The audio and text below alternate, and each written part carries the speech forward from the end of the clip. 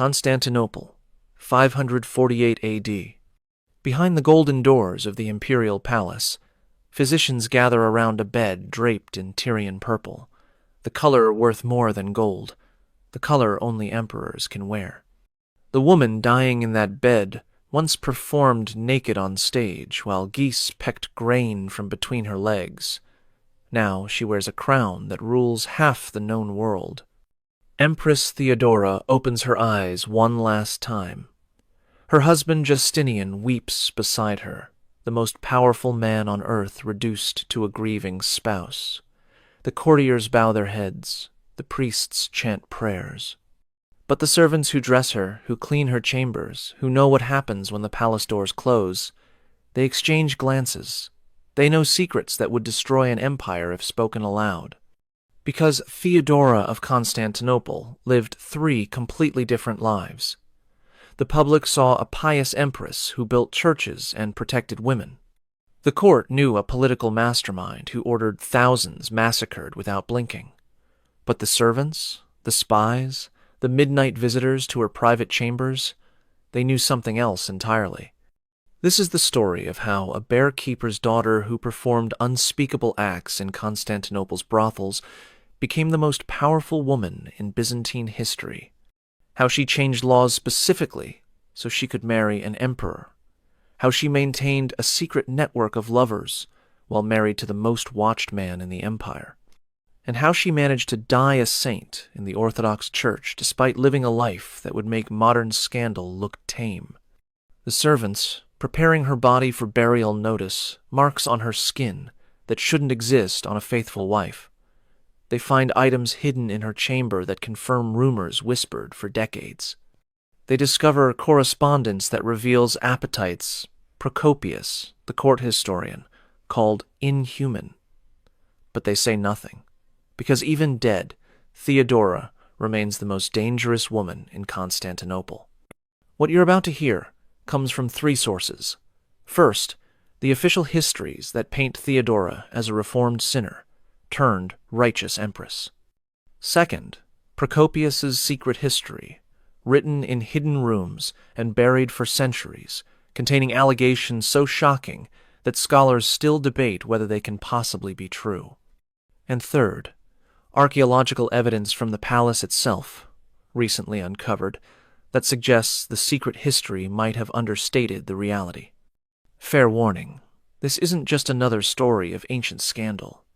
This is the account of a woman who weaponized her sexuality to climb from the gutter to the throne, who used her body as a political tool while maintaining a public facade of Christian virtue, who satisfied appetites that required architectural modifications to the palace itself. If Theodora's contemporaries are to be believed, she didn't just break sexual taboos. She shattered them so completely that Byzantine law had to be rewritten to accommodate her existence. The year is 500, and in the basement of Constantinople's hippodrome, a bear-keeper's daughter is about to discover that her body is the only currency that matters. Before diving into these forgotten stories of power and corruption, if you enjoy learning about the hidden truths of history, consider hitting that like button and subscribing for more content like this. And please comment below to let me know where you are listening from. I find it incredible that we are exploring these ancient stories together from different parts of the world, connected across time and space by our shared curiosity about the past. Little Theodora watches her father die, not from the bear he's training for tomorrow's races at the hippodrome, but from something stupider, a scratch that turned septic, an infection that rotted his blood. The year is 505. She's maybe 5 years old, and her world is about to collapse in ways that will transform her into either the greatest actress or the greatest empress Byzantium ever produced. Possibly both. Her mother's solution is practical in the way that desperation makes people practical. Within a week of the funeral, she's parading Theodora and her sisters through the hippodrome, offering them to whichever faction will provide protection. The Greens, who employed her father, reject them publicly.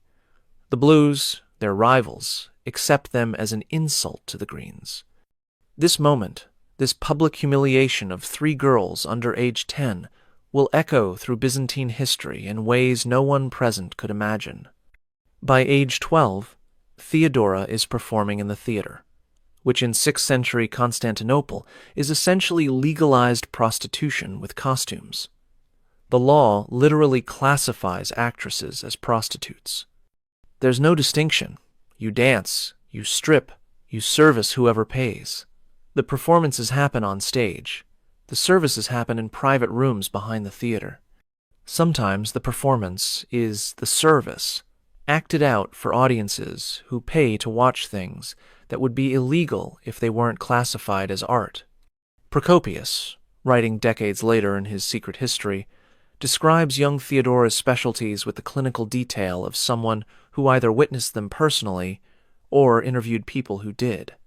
She would lie on stage, naked except for a ribbon around her groin because full nudity was technically illegal, while servants scattered barley grains across her body.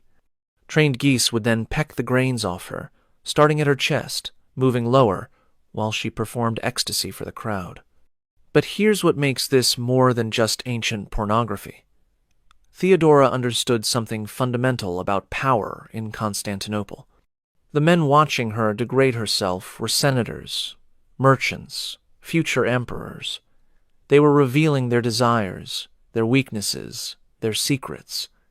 While they thought they were consuming her, she was cataloging them. Every fetish was intelligence. Every request was leverage. Every private session was a deposit in a bank of secrets she would cash in later. Contemporary accounts, even the hostile ones, agree on certain details. Theodora possessed unusual intelligence, photographic memory for faces and conversations, and the ability to make any man feel like he was the only person in the room. She spoke multiple languages fluently. She could quote Homer and Aristotle. She understood theology well enough to debate bishops, all while taking off her clothes for money. The logistics of her work were mathematically staggering. One account claims she serviced 30 men in a single night, then complained she had only 3 orifices to work with. Another describes her organizing competitions to see whether she could exhaust entire military units. These numbers are probably exaggerated, but even half would represent a kind of physical endurance that transcends normal human capacity. By age 16, she had graduated from the common theaters to private parties for the ultra-wealthy. These weren't just orgies, though they were that too. They were networking events, where Constantinople's shadow government conducted real business. Trade deals were negotiated over naked bodies. Political alliances were sealed with shared women. Theodora wasn't just present at these negotiations. She was memorizing every detail. The transformation from actress to courtesan happened through strategic selection of clients. She identified men with actual power versus those with just money. She cultivated relationships with their wives, becoming indispensable to households as both mistress and confidant. She learned which senators took bribes, which generals preferred boys, which bishops visited brothels. Information became her real currency. Her first major relationship was with Hezbolus, the governor of Pentapolis in North Africa. She convinced him to take her as his official mistress, escaping Constantinople's theaters for what seemed like a better life. The relationship lasted 4 years before he abandoned her in Alexandria, penniless and thousands of miles from home. Most women in her position would have returned to prostitution or died. Theodora did something unexpected. She spent a year in Alexandria studying with Christian theologians, not because she found religion, but because she recognized that Christianity was becoming the empire's dominant power structure. She learned Monophysite doctrine, the branch of Christianity that would later define her political allegiances. She memorized scripture. She cultivated relationships with powerful bishops. She transformed herself from fallen woman to repentant sinner, a narrative that would prove invaluable later. The return journey to Constantinople took her through Antioch, where she may have met Justinian for the first time, though accounts differ. What's certain is that by 522, she was back in Constantinople, no longer performing in theaters but maintaining herself through a suspicious combination of wool spinning and strategic relationships with powerful men. The wool spinning was a euphemism. Everyone knew it, but it provided the veneer of respectability she needed for her next move. Something had changed in Theodora during her travels. The woman who returned to Constantinople wasn't the same girl who had left with Hesebolas. She had seen the empire's power structures from the inside. She understood that sex was just one form of currency in a complex economy of influence. She had developed a long-term plan that would have seemed insane if anyone had known about it. She was going to marry into the imperial family. Justinian first saw Theodora at a gathering he shouldn't have attended in a house he shouldn't have known existed. The year was 522. He was 40 years old, the adopted son of Emperor Justin, celibate by reputation, obsessed with theology and law. She was 22, officially a wool spinner, unofficially still the most dangerous woman in Constantinople. What happened in that room changed the course of Western civilization, though accounts differ on whether it was love at first sight or the most calculated seduction in history. The meeting wasn't accidental. Theodora had been orchestrating it for months through intermediaries who owed her favors from her theater days. She knew Justinian's routines, his interests, his weaknesses. She knew he stayed up all night reading theological treatises. She knew he had never taken a wife or even a known mistress. She knew he was brilliant, ambitious, and completely inexperienced with women like her. The standard narrative says Justinian fell instantly in love, but Procopius offers a different version. He claims Theodora used what he calls pharmakia, which could mean drugs, magic, or simply techniques learned in brothels that could make any man obsessed. She would have known exactly how to present herself, intelligent enough to discuss theology, vulnerable enough to trigger his protective instincts, beautiful enough to overwhelm his celibate defenses. Within weeks, Justinian was visiting her constantly. Within months, he was talking about marriage. This created a crisis that nearly toppled the government. Roman law explicitly forbade senators from marrying actresses, not former actresses. Once an actress, always an actress, in the eyes of the law. The taint was permanent, hereditary, legally indelible. Justinian's desire to marry Theodora wasn't just scandalous, it was legally impossible. The Empress Euphemia, Justin's wife and Justinian's adopted mother, blocked the union with the kind of fury reserved for protecting family honor. She knew exactly who Theodora was. Everyone did.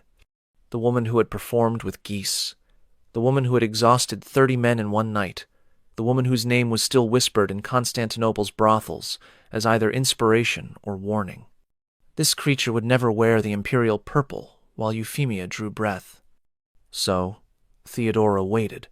She maintained her relationship with Justinian but made no demands. She positioned herself as the victim of outdated laws and unfair prejudice. She cultivated allies among the court's women, many of whom had their own complicated pasts. She donated to churches, very publicly. She attended services where everyone could see her praying. She performed redemption like she had once performed desire. Euphemia died in 524. Within a year, Justinian had convinced his uncle to change the law. The new legislation was specifically written to allow reformed actresses to marry into the senatorial class. It fooled no one. Everyone knew this law had one beneficiary, Theodora. The empire's legal code was being rewritten for a former prostitute. The wedding in 525 was the event of the century. Theodora wore purple silk worth more than entire provinces. She entered the Hagia Sophia as a reformed sinner.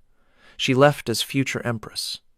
The transformation was so complete that visiting dignitaries who didn't know her history assumed she came from ancient nobility. Those who did know stayed silent.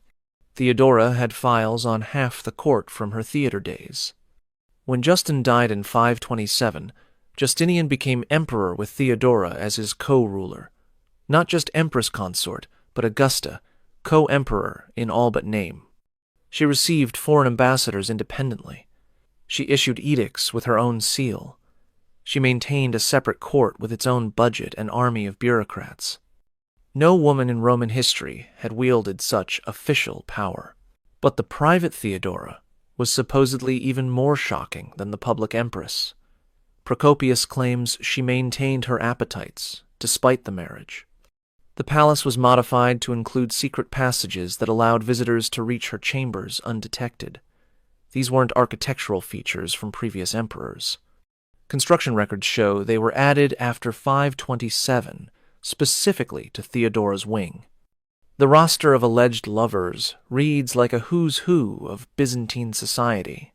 Generals who suddenly received promotions, bishops who gained wealthy parishes, foreign ambassadors who achieved impossible trade agreements. All had one thing in common: private audiences with the Empress that lasted far longer than any official business required. The most damning account involves a young man named Ariobindus, who supposedly visited Theodora's chambers 3 times a week for 2 years. He was married to Justinian's niece, making the affair doubly dangerous. When he tried to end it, Theodora had him accused of treason. He fled to a monastery. She had him dragged back to Constantinople. He was never seen again. His wife was told he had died of sudden illness. The logistics of maintaining affairs while married to an emperor required extraordinary planning. Justinian worked obsessively, often through the night. But he also traveled frequently, leaving Theodora to govern in his absence. These windows provided opportunities.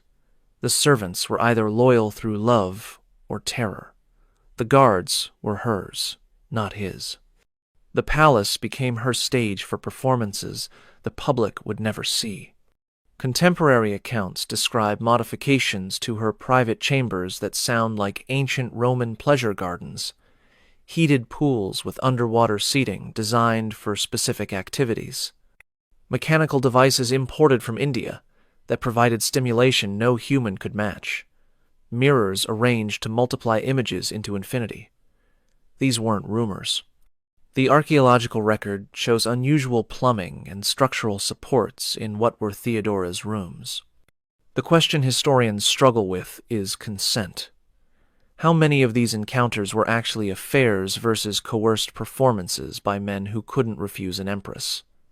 The power dynamics make any relationship suspect. Could anyone say no to Theodora? Would anyone dare?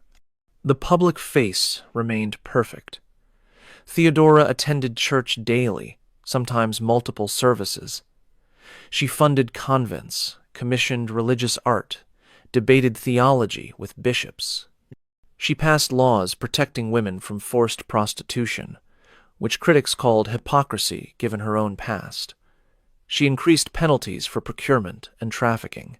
She created safe houses for reformed prostitutes, all while allegedly maintaining a shadow court devoted to activities that would make her theater days look tame. The contradiction drove observers mad. How could the same woman who ordered the construction of churches be conducting orgies in the palace? How could someone who protected prostitutes be procuring them for private use? How could a reformed sinner be committing worse sins with imperial authority? The answer might be that Theodora saw no contradiction. Power was power. Sex was a tool like any other. The same skills that had elevated her from brothel to throne could maintain her position once achieved. The body that had been her only currency as a child remained useful as empress. The appetites that had defined her youth didn't disappear with a crown. January 13, 532. Constantinople burns. The Nika riots have been raging for 5 days. Half the city is ash. The Senate is openly discussing Justinian's replacement. In the palace, courtiers pack their valuables, ready to flee.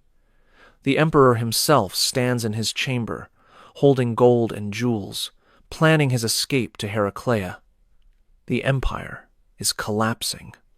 Then Theodora enters. What happens next depends on which source you believe.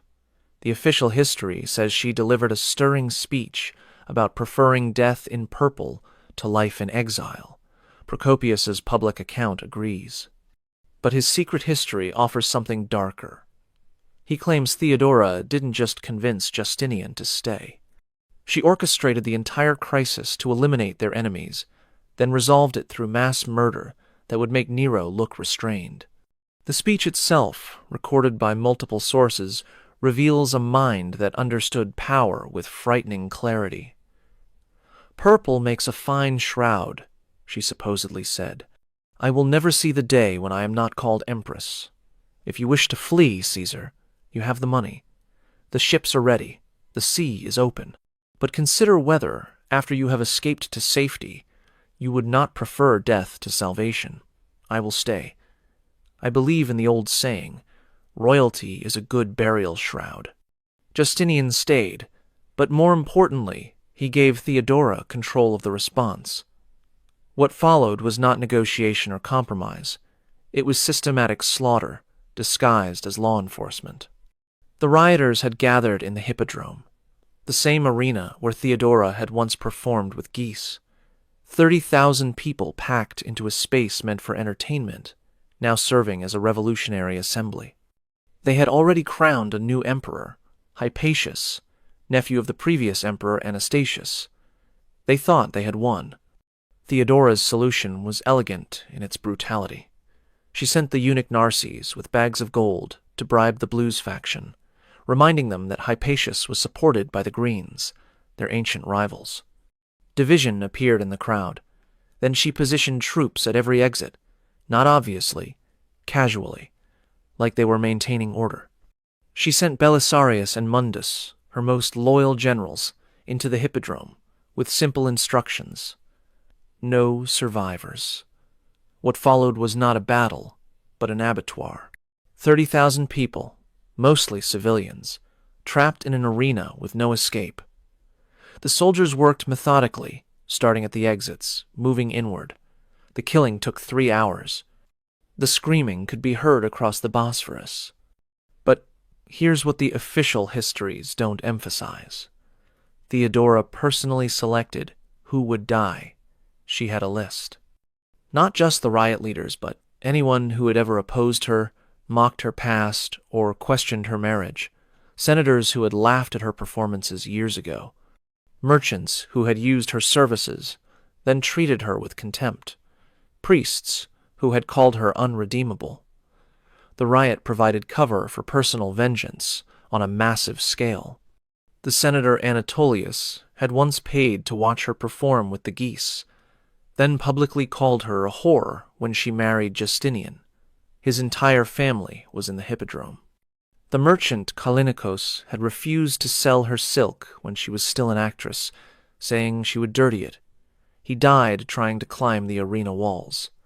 The priest, John, had preached that her marriage was invalid in God's eyes.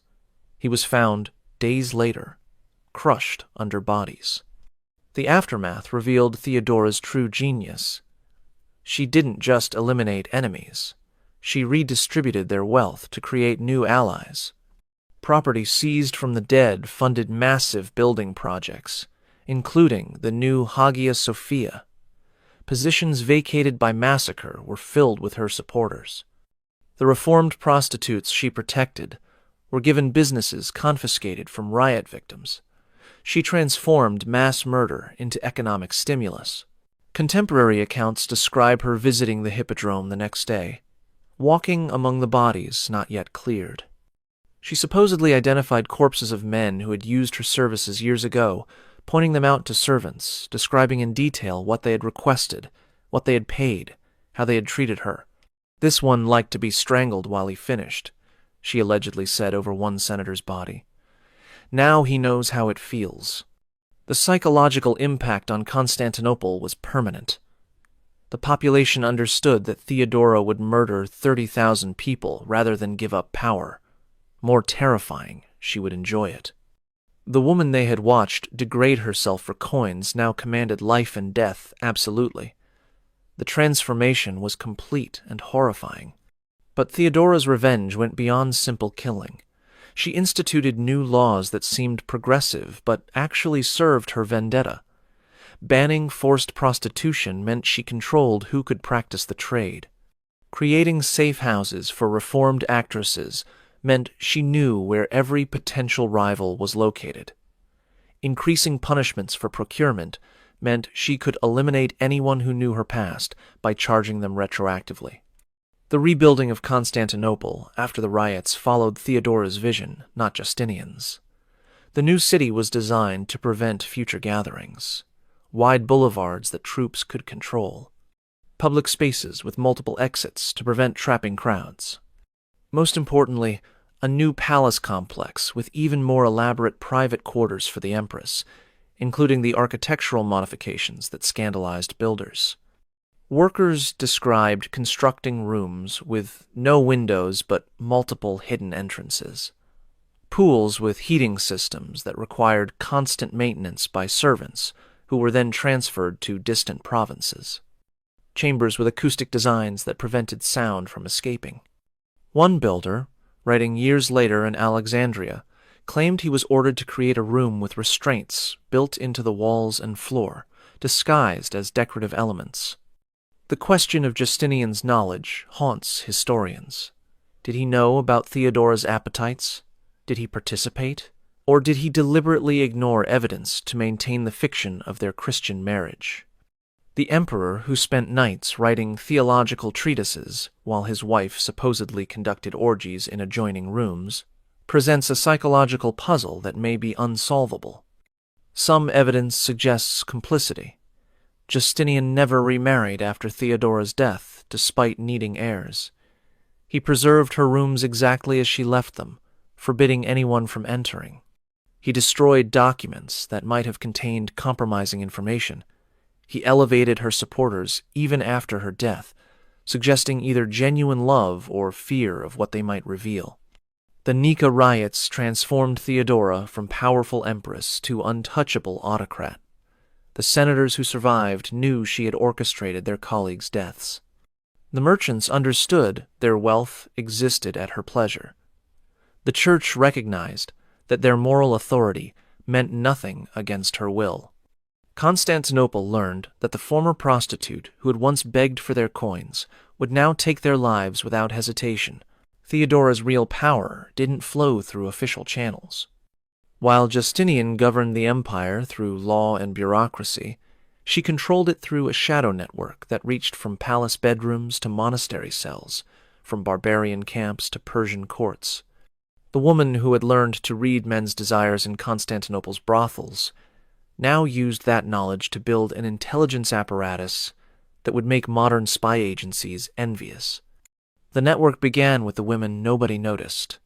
Servants who cleaned senatorial bedrooms and heard everything.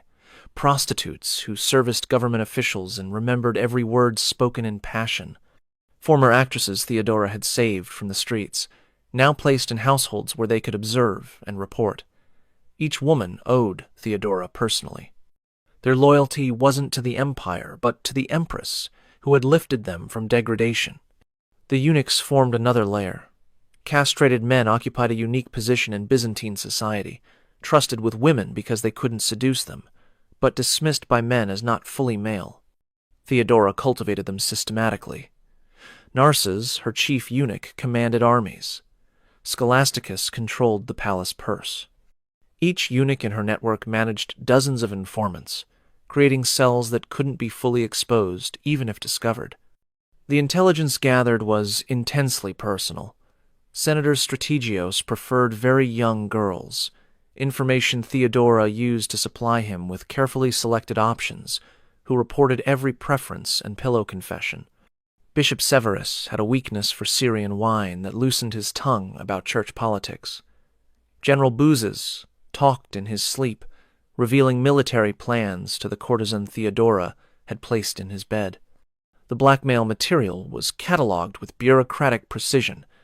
Hidden in the palace were rooms filled with documents that could destroy anyone in Constantinople, letters proving adultery, financial records showing embezzlement, testimony about preferences that would horrify the public. Theodora didn't always use this information immediately. Sometimes she held it for years, waiting for the perfect moment. Marcus the Patrician learned this when he opposed one of Theodora's theological positions in 538. The next day, his wife received an anonymous package containing detailed accounts of his visits to a particular brothel that specialized in services involving multiple young men. The accounts included dates, times, payments, and specific requests that left nothing to imagination. Marcus withdrew his opposition and became Theodora's most vocal supporter in the Senate.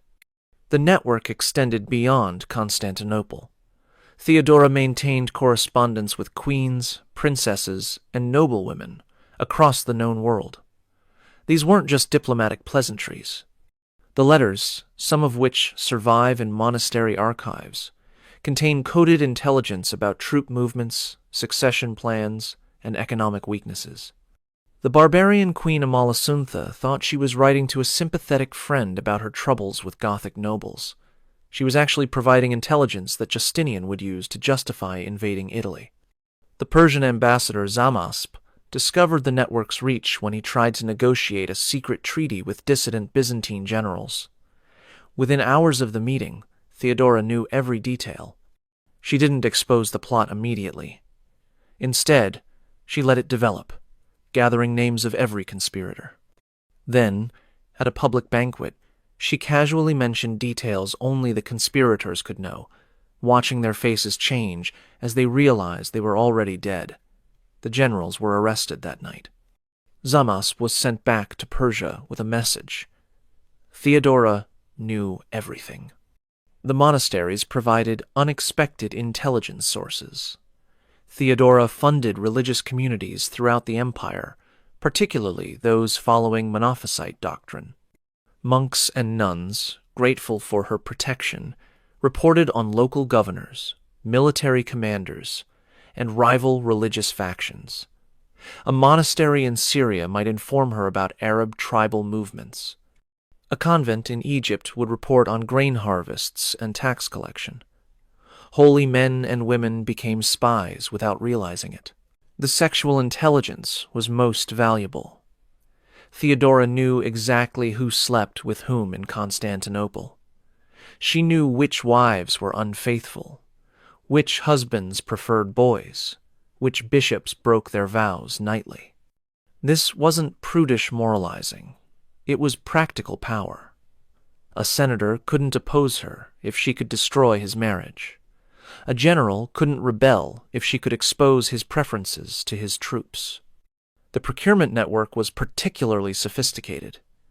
When Theodora needed someone eliminated or compromised, she could provide exactly the right temptation.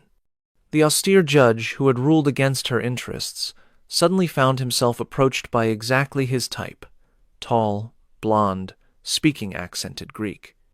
The woman was irresistible because Theodora had designed her to be, trained her specifically for this target. Within a month, the judge was reversing his decisions to keep his new mistress happy, not knowing she reported every word to the Empress. Children formed another intelligence layer. Theodora established orphanages throughout Constantinople, staffed by her supporters. The children were educated, trained, and placed in households where they could be useful. A boy might become a secretary to a senator, reading all his correspondence. A girl might become a lady's maid, observing her mistress's affairs. They all remembered who had saved them from the streets. The architectural intelligence was ingenious. During the rebuilding after the Nika riots, Theodora's architects included listening posts in new construction, hollow columns that carried sound from rooms above, decorative grilles that looked ornamental but allowed observation, floors with gaps that let conversations filter through. The rebuilt Constantinople was a city designed for surveillance, with Theodora at the center of the web. Foreign rulers learned to fear Theodora's reach. The Vandal king Gelimer discovered she had been corresponding with his wife for years when Theodora revealed intimate details about their marriage during negotiations. The Frankish king Theudebert found that Theodora knew about his plans to invade Italy before his own generals did.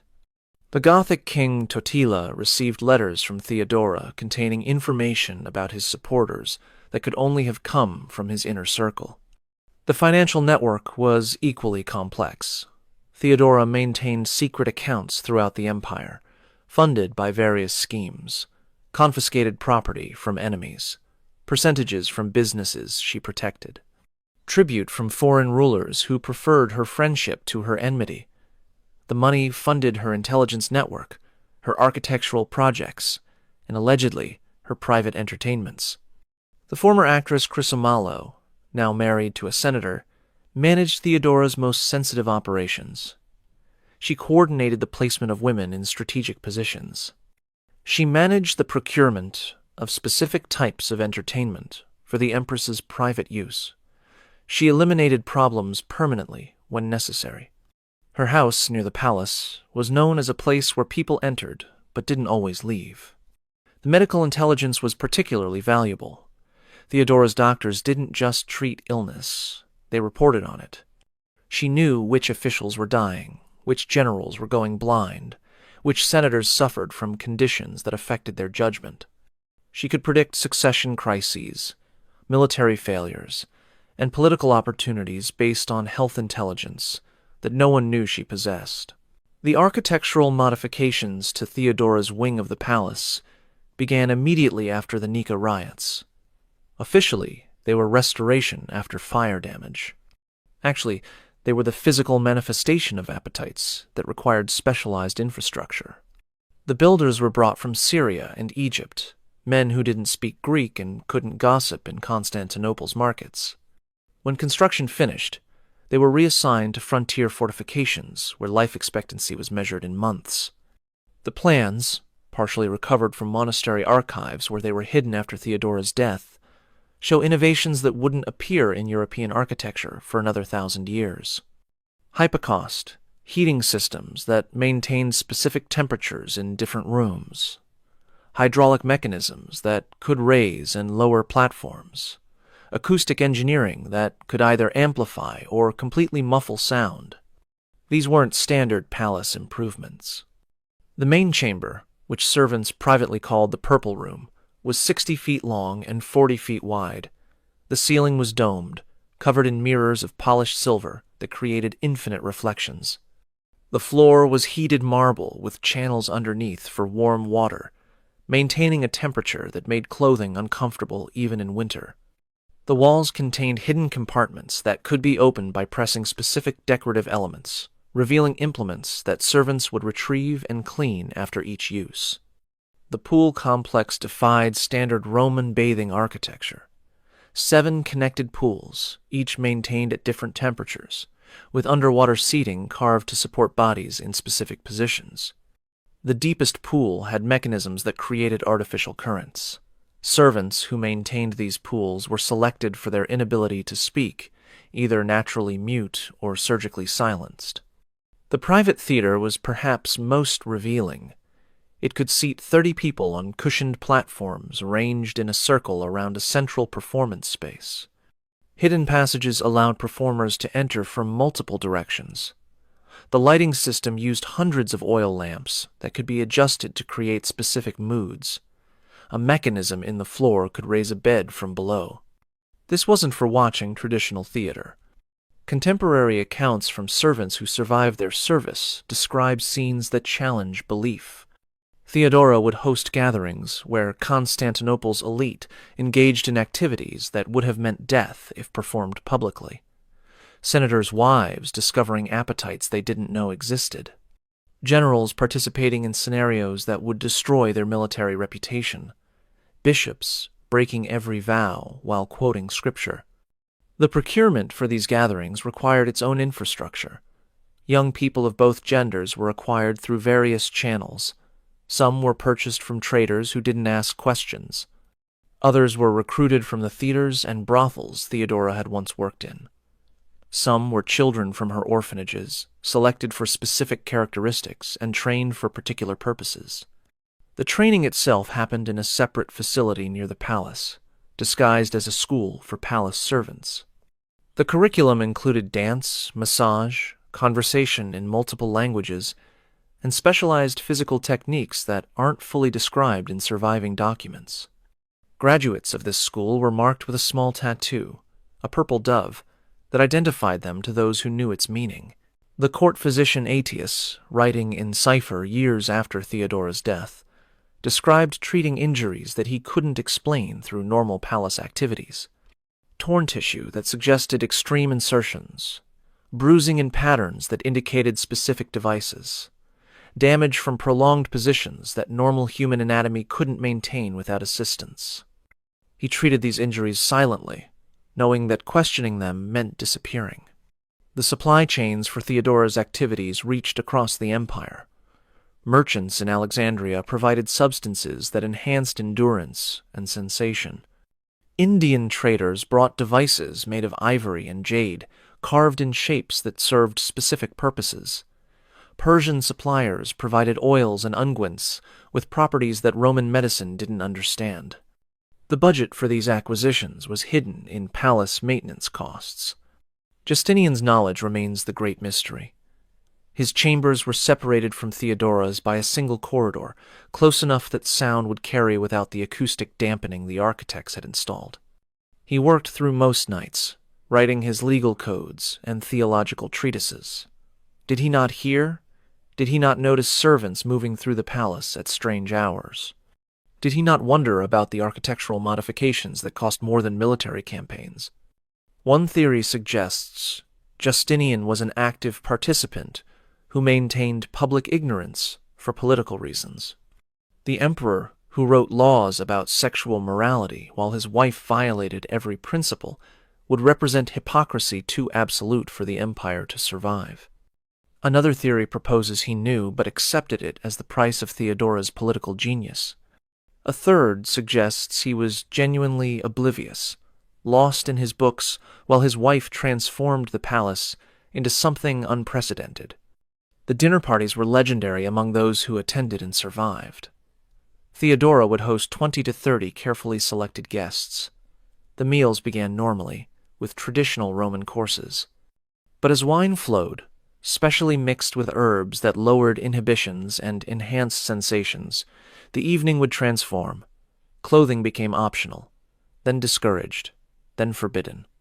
Performances would begin, starting with traditional dances that gradually became something else entirely. Senator Priscus, writing in a private letter discovered centuries later, described one such evening. The Empress orchestrated pleasure like a general coordinates battle. Every person knew their role. Every sensation was planned. Every combination was deliberate. I participated in acts I cannot name with people I see daily in the Senate. We are all bound now by shared shame that ensures mutual silence. The games Theodora invented went beyond simple physical pleasure. She created elaborate scenarios that combined power, humiliation, and release. A judge who had ruled against her might find himself in a position of complete submission to someone he had sentenced. A general who prided himself on control would be restrained and subjected to experiences that shattered his self-image. A bishop who preached against flesh would discover appetites that contradicted every sermon. The psychological manipulation was masterful. Theodora understood that physical pleasure was temporary, but psychological transformation was permanent. She didn't just want bodies. She wanted to fundamentally alter how Constantinople's elite understood themselves. A senator who had experienced submission to a former prostitute could never again believe in natural hierarchy. A general who had begged for release from a 20-year-old boy could never again command with the same authority.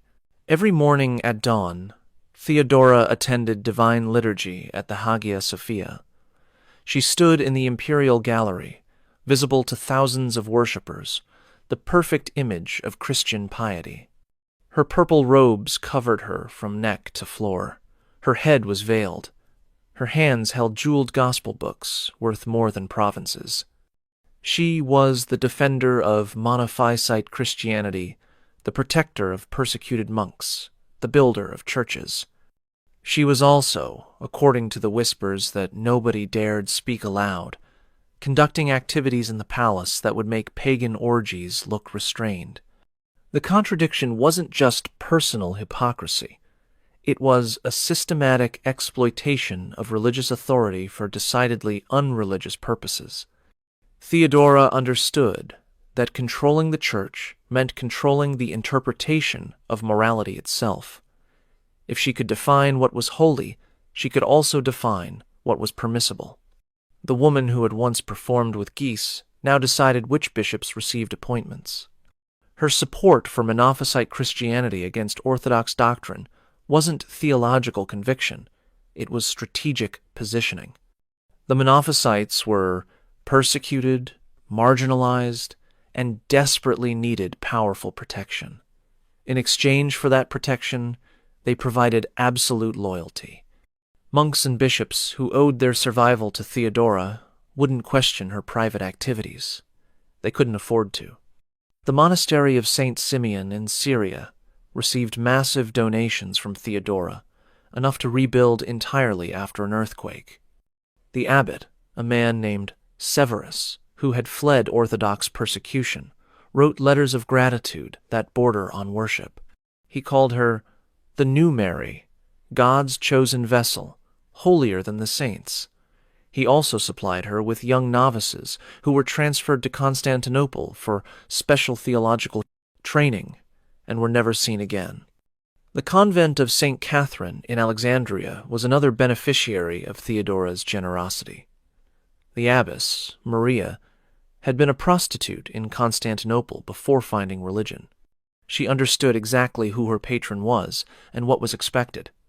When Theodora requested pure vessels for holy work, Maria knew to send her most beautiful young nuns, girls who had joined the convent to escape poverty and were about to discover that God's service took unusual forms.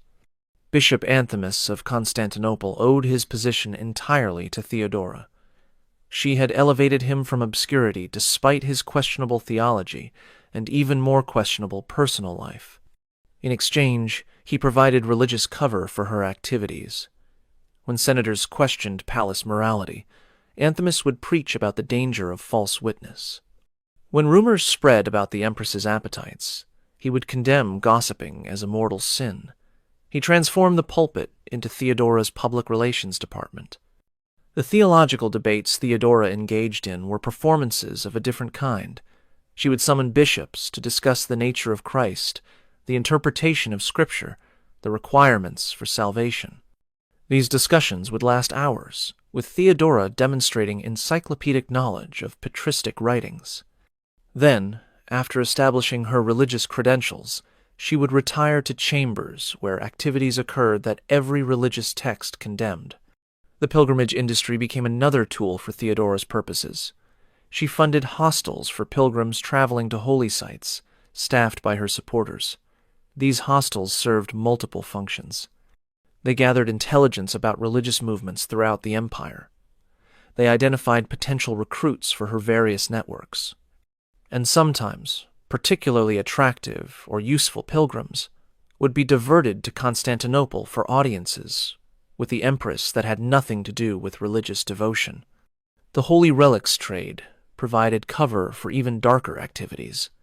Theodora was known as a passionate collector of saints' bones, fragments of the true cross, and other sacred objects.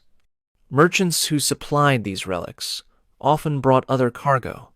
Hidden among legitimate religious artifacts were items of decidedly unholy purpose, devices from India, substances from Persia, manuscripts from Egypt describing practices that predated Christianity by millennia.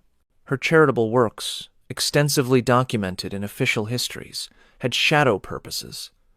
The hospital she established for reformed prostitutes wasn't just mercy, it was a recruitment center. Women who had nowhere else to go were given food, shelter, and protection. In exchange, some were selected for special service. They couldn't refuse. Where else would they go? The street meant death. The palace meant survival, even if survival required participating in scenarios that reminded them why they had tried to reform. The orphanages followed similar patterns. Children saved from starvation were educated, trained, and evaluated. Most received legitimate education and were placed in normal households. But some, those with particular beauty or talents, were directed toward different futures. By the time they understood what was expected of them, They were too dependent on palace support to refuse. Confession became intelligence gathering. Theodora's personal confessor, a priest named John who owed his position to her influence, heard the secrets of Constantinople's elite. The sanctity of confession meant nothing when the Empress's interests were involved. Senators confessing adultery would find their wives receiving anonymous letters. Generals admitting embezzlement would face sudden audits. The confessional booth became a listening post for the palace. The religious art Theodora commissioned contained hidden meanings visible only to initiates.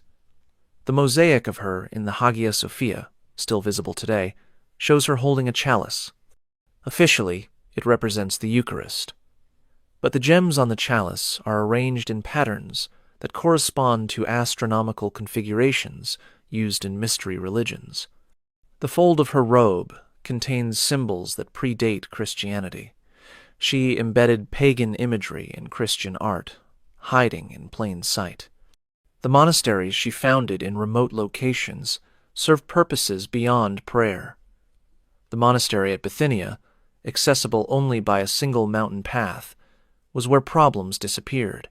People who knew too much, who had seen too much, who had participated in too much, would be sent there for spiritual contemplation. They never returned. The monks maintained strict silence about their permanent residence. Her theological writings, praised by contemporary scholars for their sophistication, contained coded messages when read with the right knowledge.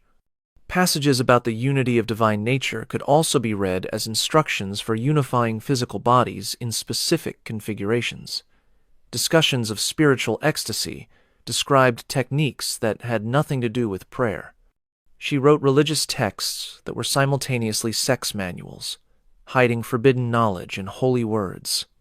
The feast days she established followed patterns that make sense only when understanding her true purposes. She created celebrations that required night vigils, when darkness provided cover for activities. She instituted fasts that required specific dietary restrictions that, coincidentally, enhanced physical sensitivity. She scheduled religious festivals that brought specific types of people to Constantinople at convenient times. Not everyone who entered Theodora's private world left it alive. The Empress, who had risen from brothel to throne, understood that some secrets were too dangerous to trust to blackmail or bribes. Some people had to disappear completely. The methods she employed combined Byzantine sophistication with brothel pragmatism, creating an elimination system that left no traces, no martyrs, and no questions. The architect Anthemius of Tralles designed more than the Hagia Sophia's revolutionary dome. He created rooms in the palace with special properties, chambers where the air could be slowly replaced with other gases, pools with hidden currents that could exhaust even strong swimmers, floors with mechanisms that could open into shafts leading to underground rivers. He built execution chambers that looked like pleasure rooms, where death could arrive in the midst of ecstasy. Senator Photius discovered this when he tried to blackmail Theodora with evidence of her continued activities. He had somehow acquired documents, possibly from a servant, that detailed specific gatherings and participants. He made the mistake of requesting a private audience to discuss matters of mutual interest. Theodora agreed immediately. The meeting took place in one of her reception rooms, beautifully appointed with silk cushions and Syrian wine. Photius presented his evidence, confident he was about to become very wealthy. Theodora listened calmly, even seemed amused. She offered him wine, which he accepted. She suggested they discuss terms in more comfortable surroundings. He followed her to an inner chamber, already calculating his demands. The wine contained a paralytic derived from Indian plants, slow-acting but irreversible. As Photius negotiated, his extremities began to tingle. By the time he realized something was wrong, he couldn't move his legs. Theodora continued talking as if nothing was happening, discussing payment schedules while he gradually lost all motor function. When he could only move his eyes, she explained his situation. He would be listed as having left Constantinople on urgent business. His family would receive letters, in his handwriting, forged by palace scribes, explaining extended absence. Meanwhile, he would remain in a special wing of the palace, paralyzed but conscious, kept alive by servants who couldn't speak, watching through windows as life continued without him. He lived another 3 years in that state, fully aware but unable to communicate, before finally dying of what appeared to be natural causes. The actress Macedonia had been Theodora's rival in their theater days, competing for the same wealthy patrons. She made the error of arriving in Constantinople years later, thinking old rivalries were forgotten. She was welcomed warmly, invited to a private dinner to reminisce about old times. She left that dinner changed. Theodora had surgeons who could perform modifications that weren't immediately visible but profoundly altered experience. Macedonia discovered over following weeks that she could no longer experience physical pleasure of any kind. Nerve pathways had been severed with precision that left her functional but sensationless. She lived another 20 years, unable to feel touch, taste, or sexual sensation, a particularly cruel fate for someone who had lived through her body. Bishop Constantine had opposed Theodora's theological positions too vigorously, calling her a heretical whore in what he thought was private correspondence. He was invited to the palace for theological debate. During the discussion, he was offered refreshments. The next morning, he woke to discover his voice destroyed, not gone, but altered to a high, ridiculous squeak that made his sermons sound like comedy. Physicians could find no cause. He spent his remaining years unable to preach without audiences laughing. The merchant Sabbatius had supplied young slaves to the palace for years before developing conscience or greed. He threatened to reveal his dealings unless payments increased dramatically. He received an invitation to discuss new arrangements. He arrived at the palace but never left. His body was never found. His family was told he had sailed for India on sudden business. His wealth was gradually transferred to them through intermediaries, keeping them comfortable and quiet. The elimination methods weren't always physical. Theodora perfected techniques for destroying minds while leaving bodies intact. Senator Eugenius opposed her policies once too often. He began experiencing visions, horrifying hallucinations that physicians couldn't explain. Unknown to him, servants were adding substances to his food that caused progressive neurological damage. Within a year, he was completely insane, seeing demons everywhere, unable to distinguish reality from nightmare. His ravings about Theodora's evil were dismissed as madness. The network of elimination extended beyond Constantinople. Governors who discovered too much died of sudden illnesses. Generals who questioned orders suffered accidents. Foreign ambassadors who saw what they shouldn't vanished during travels. Each death looked natural, accidental, or at least unconnected to the palace. Theodora had physicians who could simulate any disease, engineers who could arrange any accident, and assassins who could reach anyone. The female victims often faced specialized fates. Theodora seemed to take particular pleasure in destroying women who reminded her of her past or threatened her present. A young actress who performed the same goose routine Theodora had once done was found months later, alive but modified. Her body had been surgically altered in ways that made performing anything impossible. She became a warning to others who might trade on Theodora's former reputation. The noblewoman Julia had mocked Theodora's low birth at a court function, making jokes about bears and geese. She was invited for a private reconciliation. She left that meeting looking normal, but was fundamentally changed. She had been conditioned through methods that remain unclear to experience violent physical reactions to luxury items. Silk against her skin caused burning sensations. Gold jewelry created nausea. Fine foods tasted like rot.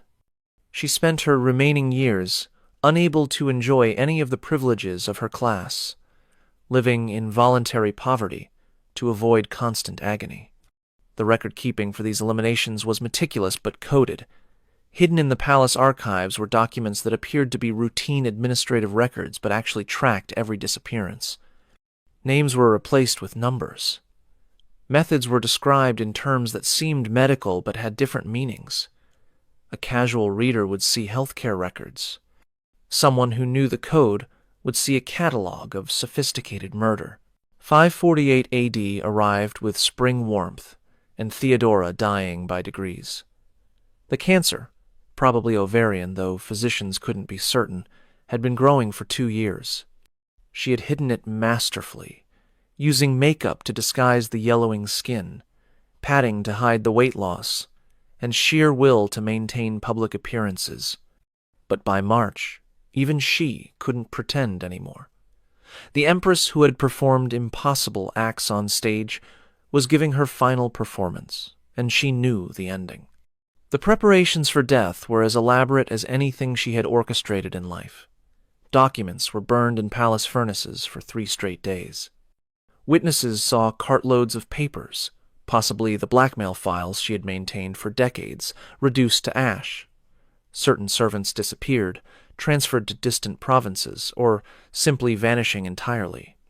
Others were promoted to positions that ensured their silence through complicity. She summoned specific people for final audiences. Some emerged weeping, others terrified, a few seemingly relieved. Senator Marcus left her chamber pale and shaking, immediately departed for his estates, and never returned to Constantinople. Bishop Menes spent 4 hours with her and emerged looking decades older.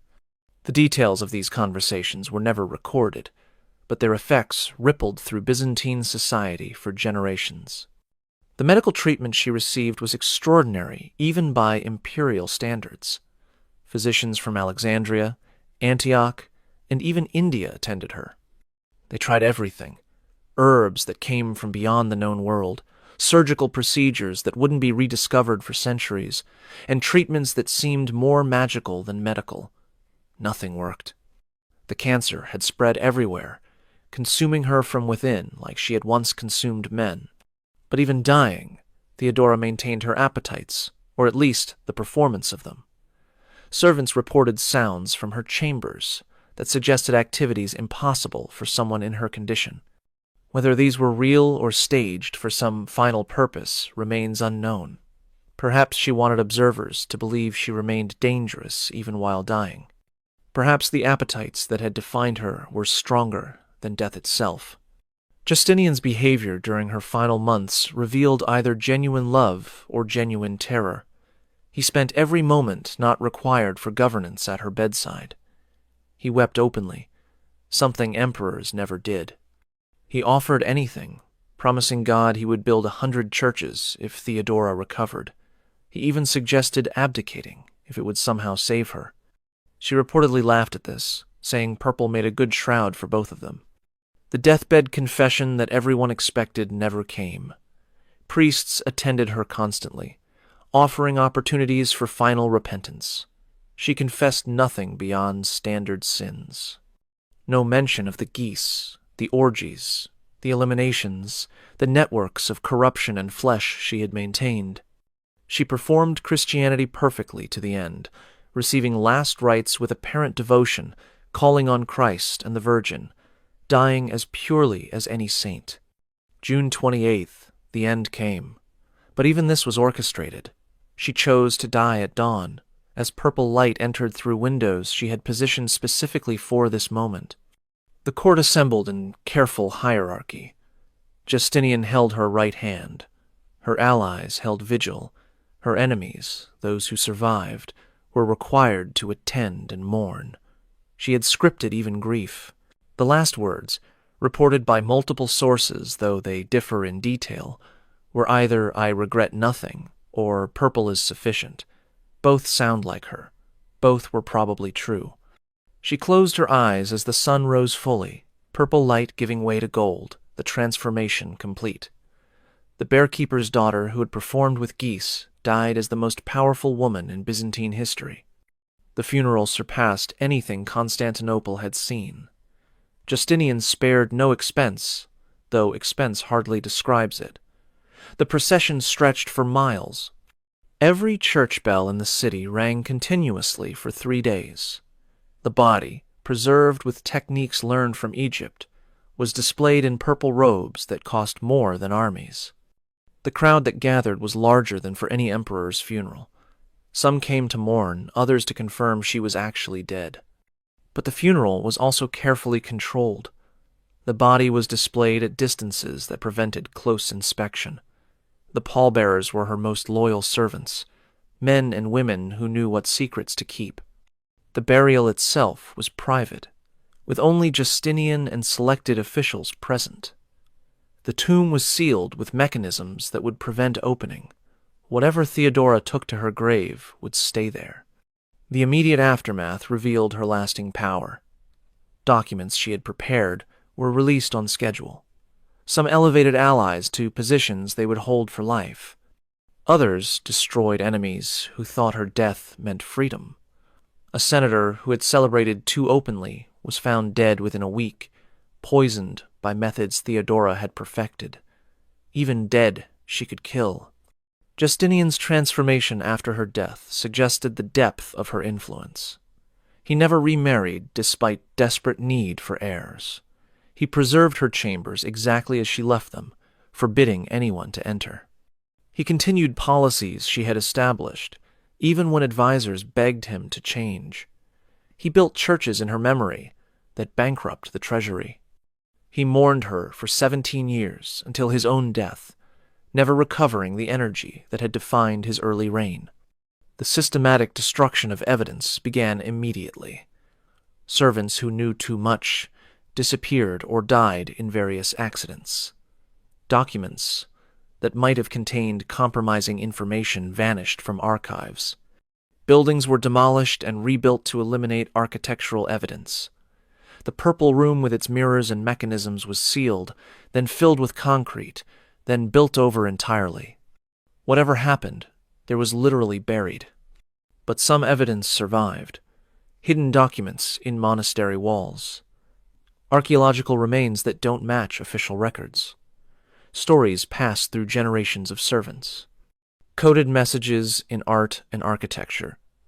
The truth about Theodora was too large, too complex, too interwoven with Byzantine society to completely erase. She had made herself essential to too many systems. Her elimination would have required eliminating Constantinople itself. 500 years after Theodora's death, workers renovating the Hagia Sophia discovered a sealed chamber behind the imperial gallery. Inside were documents that had been hidden, possibly on the night of her death. The papers were removed, studied briefly by church officials, then destroyed on orders from the patriarch. But one worker, literate and curious, had read portions before their destruction. His account, recorded by his grandson decades later, described lists of names with acts beside them that would make demons blush. The archaeological evidence continues to emerge even today. Excavations beneath Istanbul regularly uncover Byzantine remains. In 1993, construction workers found a complex of rooms that didn't match any known palace plans.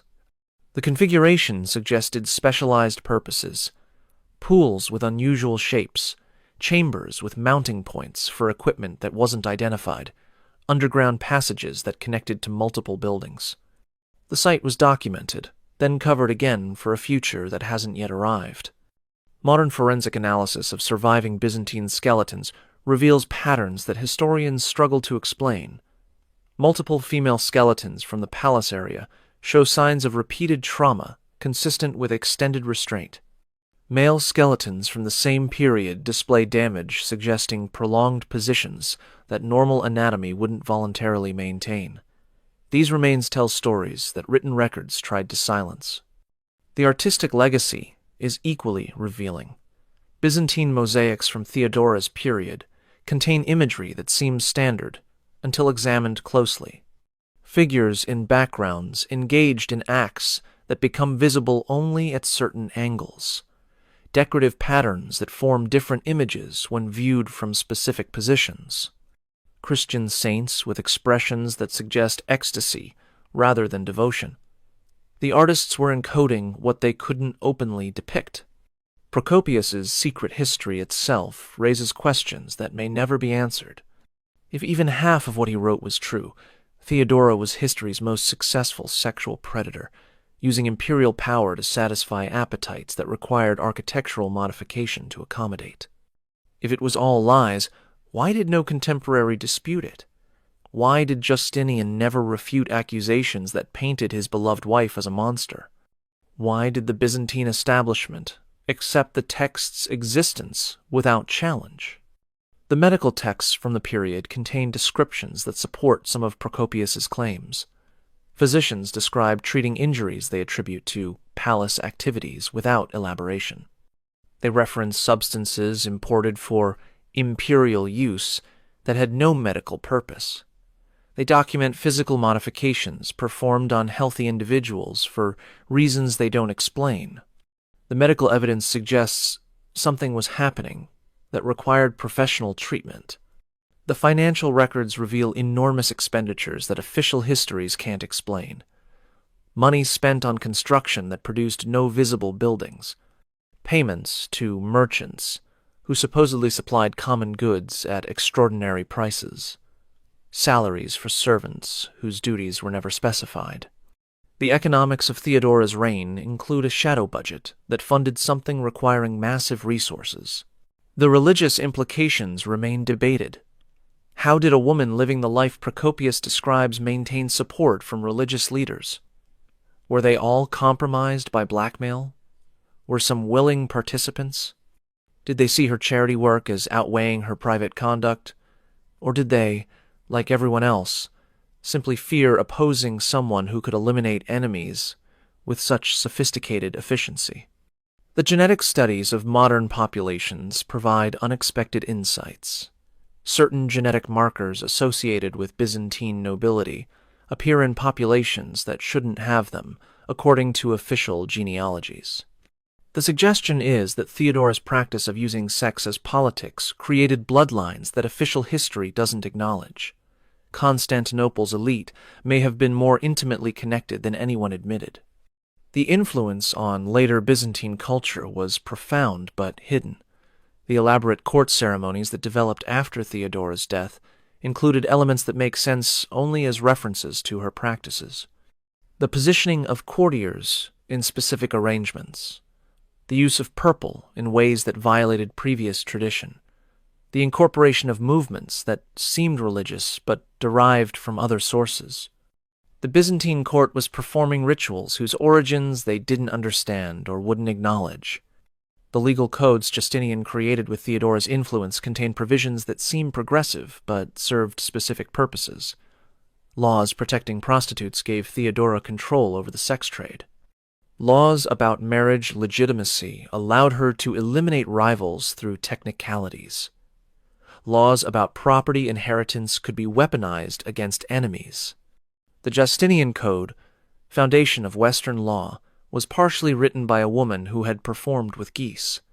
The architectural influence extended beyond Constantinople. Churches built during Theodora's reign across the empire contained design elements that don't match standard Byzantine architecture. Hidden rooms that serve no religious purpose, passages that connected to buildings that no longer exist, decorative elements that become obscene when shadows fall at certain angles. Theodora left her mark in stone across 3 continents. The woman in the purple shroud was buried with ceremonies that proclaimed her a saint, but the servants who prepared her body knew better. They saw the marks that shouldn't exist on a faithful wife's skin. They found the items hidden in her chambers that confirmed decades of rumors. They discovered the documents that revealed appetites even Procopius hadn't imagined. But they said nothing, because even dead, Theodora remained the most dangerous woman in Constantinople. History has tried for 1,500 years to categorize Theodora, saint or sinner, reformer or despot, faithful wife or insatiable predator. The truth is that she was all of these simultaneously, a human contradiction that expanded the definition of what a single person could be. She was the bear-keeper's daughter who became empress, the prostitute who became saint, the performer who directed the empire, the woman who transformed her body from commodity to weapon to throne.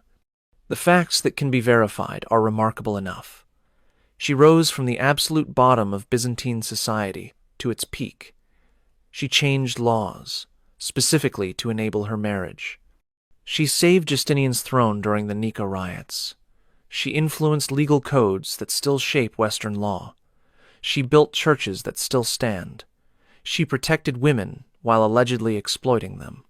She promoted religious tolerance while practicing intolerance. She was simultaneously the most powerful and most notorious woman of her age. The allegations, if true, reveal something darker. A woman who used systematic sexual predation as a tool of governance, who maintained networks of procurement and blackmail that touched every level of society, who modified the palace to accommodate appetites that required architectural support, who eliminated threats with methods that suggested deep understanding of human psychology and physiology, who performed Christianity publicly while practicing something ancient and forbidden privately.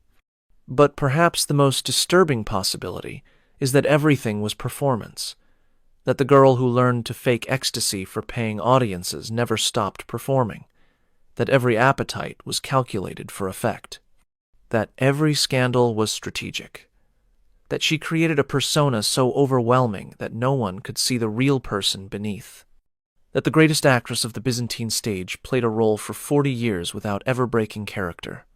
Modern Istanbul has built over most of Byzantine Constantinople. The palace is gone, its secrets buried beneath centuries of construction. The documents that might have revealed truth were destroyed by people with interests in maintaining mystery. The witnesses are 15 centuries dead. What remains are fragments, architectural anomalies, medical descriptions, financial records, and Procopius's allegations that seem too extreme to be true but too specific to be complete fiction. Theodora won in the end. She died in purple, as she had promised. She was buried as Empress, not actress. She is remembered as saint by the Orthodox Church that would have condemned her lifestyle. Her mosaic in the Hagia Sophia shows her as she wanted to be seen, regal, pure, holding the chalice of Christ. The bearkeeper's daughter who performed with geese achieved the ultimate transformation. But the servants knew. The workers who found the sealed chambers knew. The physicians who treated inexplicable injuries knew. The architects who built impossible rooms knew. The merchants who supplied unnameable items knew. The senators who attended certain gatherings knew. The bishops who owed their positions to her protection knew. They all knew, and they all stayed silent, because Theodora had taught Constantinople that silence was survival. The purple shroud that covered her body was worth more than most kingdoms. It was the same color as the bruises she had once displayed on stage, performing suffering for coins. The same color as the birthmarks that identified her in the brothels. The same color as the dye that stained her fingers when she tried legitimate work. Purple had been the color of her degradation, and she made it the color of her triumph.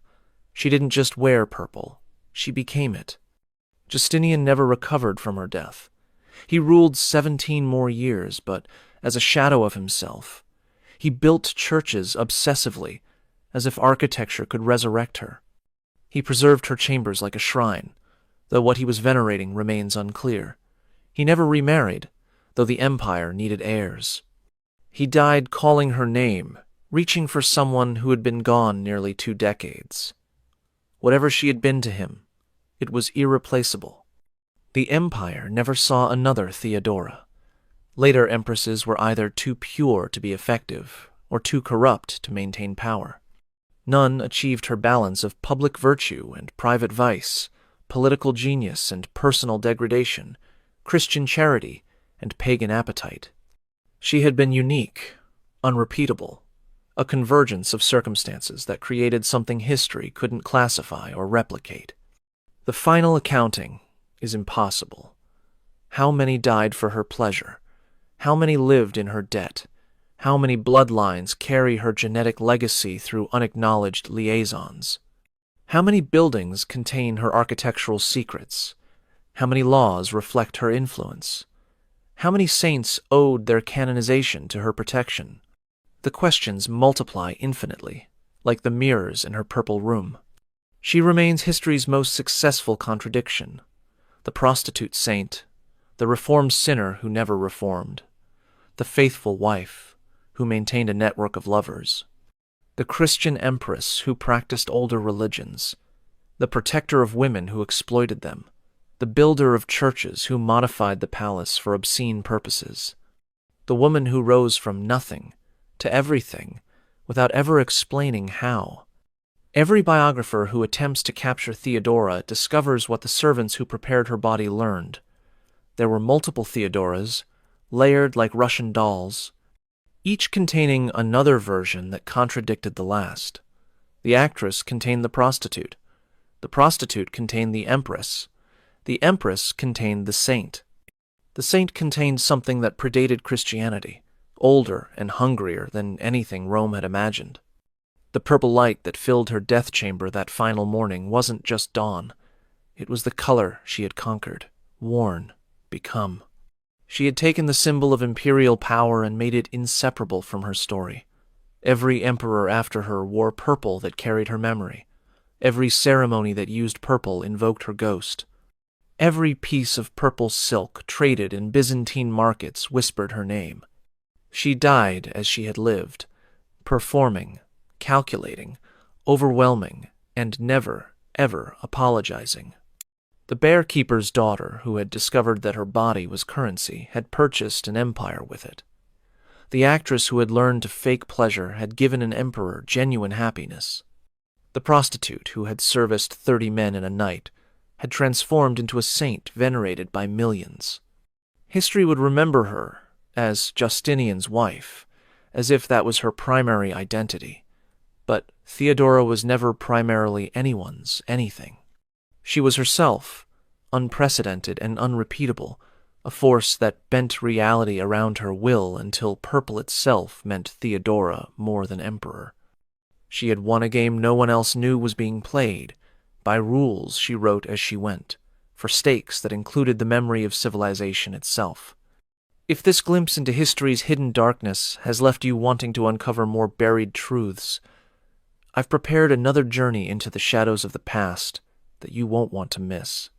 Click on the video appearing on your screen now to discover another shocking chapter that history tried to erase. And if you found this exploration as compelling as I did, hit that subscribe button so we can continue peeling back the layers of history together. These forgotten voices deserve to be heard, and there are so many more stories waiting to be told.